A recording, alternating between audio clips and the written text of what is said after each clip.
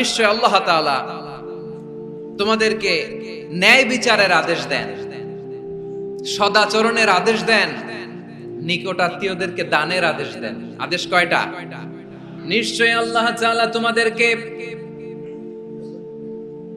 ন্যায় বিচারের আদেশ দেন,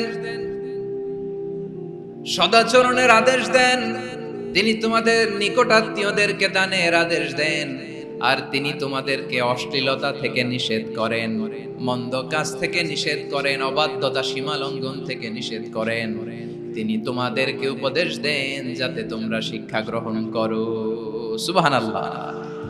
উপদেশ দিচ্ছে স্বয়ং কে? তিনটা জিনিসের আদেশ।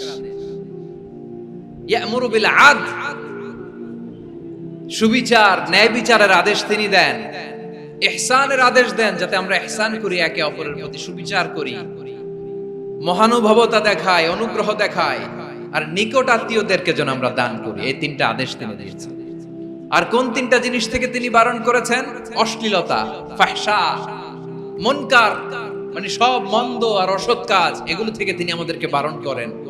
ওয়াল বাগি, অবাধ্যতা, সীমা লঙ্ঘন, এই তিনটা কাজ থেকে তিনি আমাদেরকে বারণ করেন। তিনি আমাদেরকে উপদেশ দেন, স্বয়ং আল্লাহ তাআলা আমাদেরকে উপদেশ দেন যাতে করে আমরা শিক্ষা গ্রহণ করি। সুবহানাল্লাহ।